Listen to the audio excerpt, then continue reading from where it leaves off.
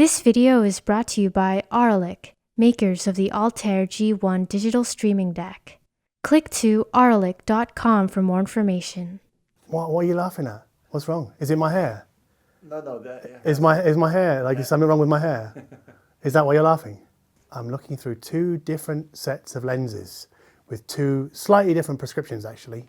I'll get to why I'm wearing them like this a bit later. So, yeah, we should start the video properly, really. These are the EQ settings I have applied to my Sony noise cancelling headphones, the WH-1000XM3. And I like the sound of these headphones more with these EQ settings in place. And these settings are enabled by something called digital signal processing, because into the headphones, the signal arrives digitally, Bluetooth audio, and then gets EQ'd, and then the sound comes out of the driver. But DSP is also used in this headphone to cancel noise. So when the microphone records what's coming in from the outside, the external noise, the headphone can create an inverted signal and apply that to cancel, mainly at lower frequencies, the noise disturbances that might reach the ear on top of the music. And the noise cancelling on these headphones is superb. Bowers & Wilkins make noise cancelling headphones, so do Bose. Who else makes noise cancelling headphones? Apple make noise cancelling headphones now. And they're all using DSP to do it. DSP, digital signal processing. That is the theme of this video.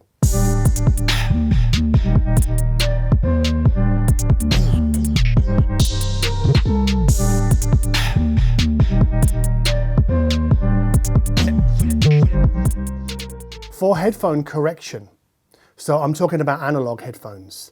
So if you connect a DAC to a laptop, you can run Sonarworks software that will correct for the drivers of certain models of passive headphones, again through the power of DSP. And then DACs like the DCS Bartok, and more recently we've seen the RME ADI2 FS DAC, they have crossfeed built in, but again that is enabled by DSP. If we want to correct our loudspeaker output to better match the acoustics of our room, we can use software like Audiolense, Acourate, and Sonarworks also make one, which is very popular in the pro audio world. Room correction software, again powered by DSP. Which of those room correction software applications are best? Well, that not only depends upon the audible result, but how easy they are to use, because some of them are quite complex to use. And also whether they can or not accommodate analog sources. Obviously, if it's just running on a Mac or a PC, you can't run your turntable through it, which is where integrated amplifiers from NAD, JBL, and also an integrated from Lingdorf come in, because they have analog inputs on the back and then they run room correction software inside the amplifier before the DAC. And at the analog input, there's an ADC to move the signal into the digital domain so that the DSP can do its thing before being sent to the DAC and then out to the amplifier modules and then to the speaker. And then there are active speakers where it's actually easier to name the speakers that don't use DSP than it is to name or list those that do. So one that springs to mind is the ELAC Navis. That doesn't use DSP. But things like the Bucharts behind me, the KEF LS50 Wireless II over here, I've got a pair of Genelecs, I've owned a pair of Kii Three, I've had Dutch and Dutch through here. All of them use DSP at their core to process the signal for various reasons. The first being the crossover, and then the second might be for room compensation, that we get from the KEFs, or room correction, which we can get from the Genelecs, or room agnosticism that we had from the Kii. The Dutch and Dutch also do room correction. But again, at the heart of those speakers is a DSP circuit. So to be crystal clear, with the A500 Bucharts behind me, the room correction takes place in the hub that streams to the loudspeakers. And then inside the loudspeaker, there's actually another DSP for the master tunings, you know, where you insert the USB and then power cycle them. So with the Bucharts, there's two sets of DSP which are physically separated.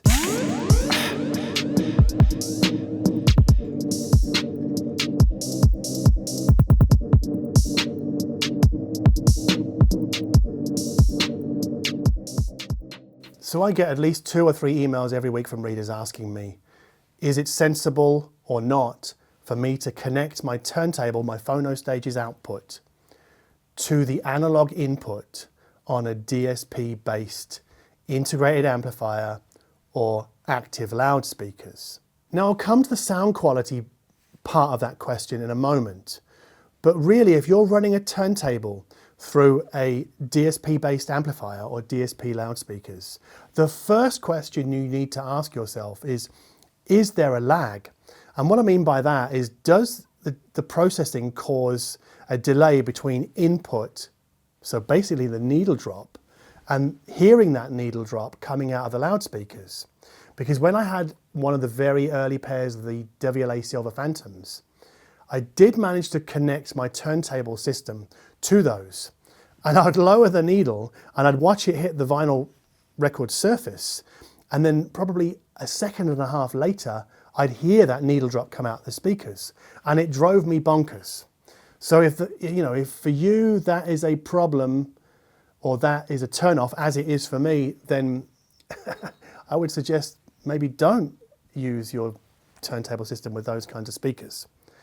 Now, I've tested this with the Kii, the Buchardt, the KEF LS50 Wireless, the Genelec, and as far as I can tell, there is no audible delay.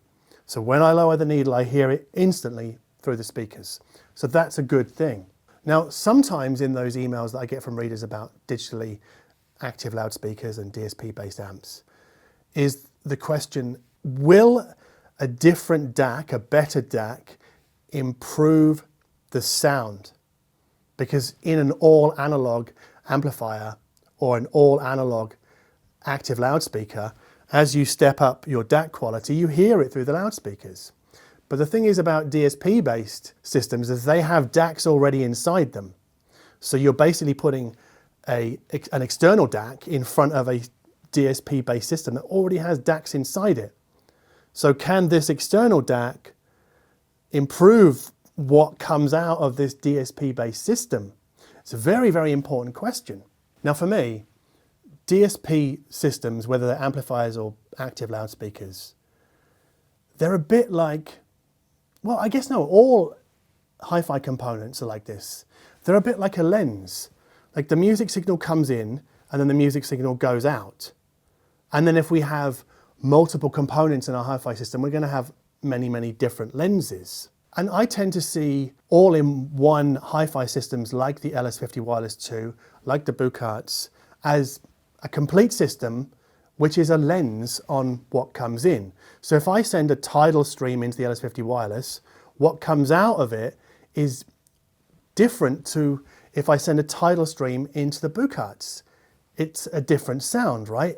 Tidal in, sound out, and they don't sound the same. So that means that the KEF's lens is different to the Buchardt's lens. So when I connect my turntable system, currently a Technics SL-1210GR, running into a wired for sound phono stage, if I connect that to my Buchardt speakers here and play an album, a vinyl record, it does not sound the same as the stream coming in.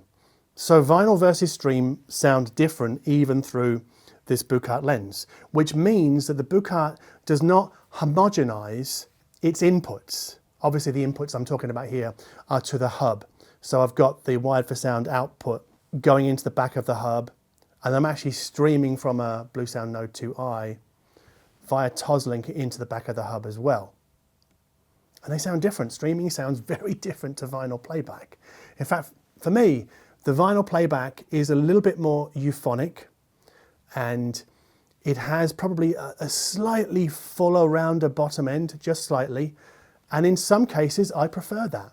And I can hear that through this Buchardt DSP active loudspeaker system. And it's the same with the KEFs, and it was the same with the Kii Threes when I had them. So none of these DSP loudspeaker systems iron out the differences between analog sources and digital sources.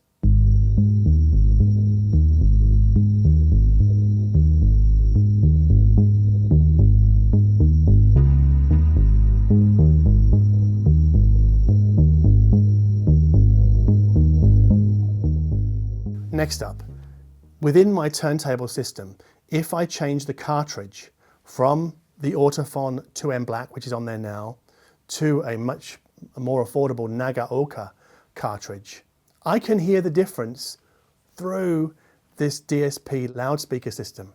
I can hear the differences between the two different cartridges, the audible differences. And I think that's interesting. But it's also, it's also what we'd expect. Like, I'm changing analog sources. They're coming through the same lens. That lens is not homogenizing those sources. So of course we're going to hear changes between this cartridge and that cartridge. So I tend to think of it like this, as that the cartridge is a lens, the turntable tone arm is a lens, so is the phono stage, and then so is the DSP loudspeaker system. So it's a series of lenses. I might not have this right, you know, like I could be wrong about this, but this is the way I'm thinking of it right now. I'm sure people will email me telling me I'm talking shit, maybe, I don't know. We'll see. Now, to come back to this question about external DACs, we have to remember that an external DAC is not just the chip that's used at its core. Because we know that listening to different DACs that use the same chip, they sound different. And they sound different because they have a different input stage, different power supplies, and probably most importantly of all, different analog output stage. So what follows the DAC chip decoding in the external DAC box is an analog output stage. And this adds a flavor, if you like, to that DAC. And it makes the entire DAC another lens through which the music signal passes. So if I take an external DAC and I take its analog output and feed it into the analog input of the Platin hub that feeds these Buchardt loudspeakers, what I think I'm essentially doing is putting, just like changing up phono stages, I'm putting a different lens in place so that when I'm streaming through that external DAC, yes, I'm going through the first DAC and then into the DSP system, which then does its processing, and then through another DAC. And so I'm essentially double DACing, but the way I see it is I'm double lensing.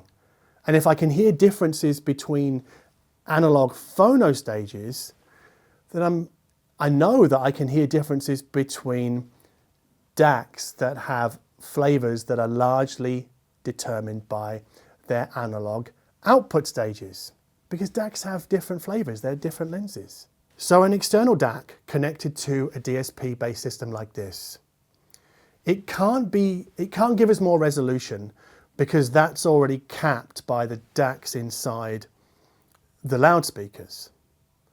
But what the loudspeaker as a lens can communicate is the flavor or the lens applied by the external DAC. So some of the flavor of the external DAC can still pass through, in this case, the Buchardt loudspeaker system, but also through the KEFs and the Genelecs. Now, whether you should do this is entirely a matter for you. And this is the thing here, there's no general rule with this, not at all. You have to try this for yourself. I mean, personally, I see no need to connect a different DAC to this Buchardt system or to the KEFs, because I favor the simplicity of those DSP systems. I don't want extra gear just for the sake of it, unless I find a DAC whose output stage has a particular flavor that I absolutely love. So let's say, for example, I have a DAC which has a very sort of tubey kind of flavor, very strong, warm flavor. If my Buchardt loudspeakers can communicate that flavor, then I might put that in at the front end, maybe. I mean, obviously with vinyl systems, we don't have the choice. We have to use turntable, cartridge, phono stage, and connect that to the analog input of this DSP loudspeaker system. And that for me is fine. I mean, because there's no way around it. It's not like we can somehow circumvent the DSP. But because these DSP systems are highly transparent, highly resolving, it's a bit like having, you know, one lens in front of the other.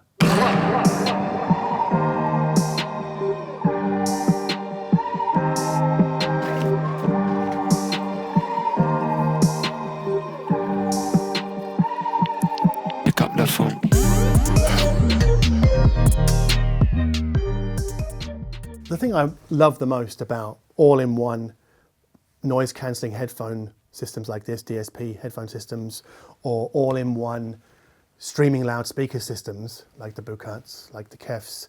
I've got some from Q Acoustics in black boxes over here actually.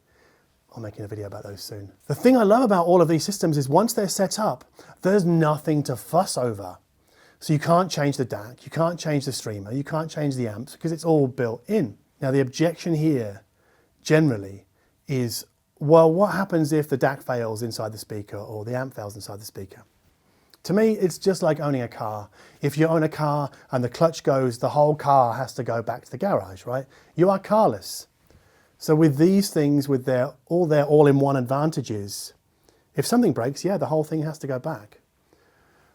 But the best thing about these all-in-one systems, the best thing about not having endless things to fuss over and cables and this setting and that setting, is that for me, it allows me to enjoy music more. It allows me to spend more time listening to music.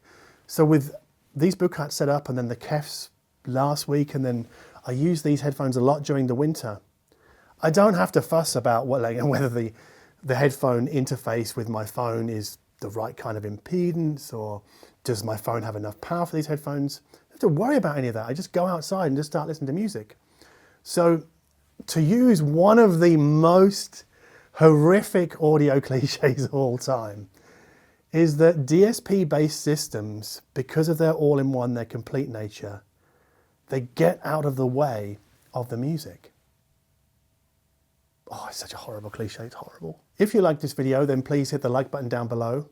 If you like my attitude towards high-end audio, in that, I think that DSP gives us far more than it could ever take away, because it gives us noise cancelling, it gives us room correction capabilities. In the Bucharts, it gives us master tunings, it gives us flexibility for tweaking bass and treble at the most basic level. It gives us all of these things. It gives us better crossovers, more accurate crossovers without the phase errors that we get from all analog crossovers.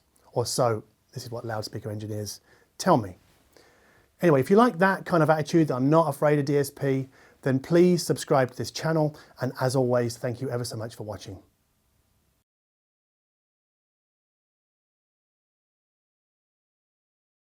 Now, the analog purist's objection to this is that DSP subtracts from sound quality. But I don't know how you'd know that, because it's not like you can just turn the DSP off. Not in a loudspeaker like this. I don't know of any loudspeaker where you can go, oh, I don't want the DSP for a moment, just so I can hear a pure analog signal. It doesn't exist. So even all analog systems apply a lens to the music. So you could have an all analog phono stage, obviously, and then an all analog amplifier and then passive loudspeakers. But the amplifier still applies a lens, and so does the loudspeakers. So the DSP-based system is just a different kind of lens. Now, some of the vinyl guys right now will be thinking, well, there's no way I'm having DSP or digital processing or a digital signal anywhere near my precious records. Well, I've got news for you, and you probably know this already, but if you're buying modern records that have been pressed in the last 20 or 30 years, and certainly the last 10, in the last 10 years, 95% of modern vinyl is pressed from a, wait for it, high-res digital file. So it's already been through a DAC before the record is cut. So your vinyl playback has already been through a digital system.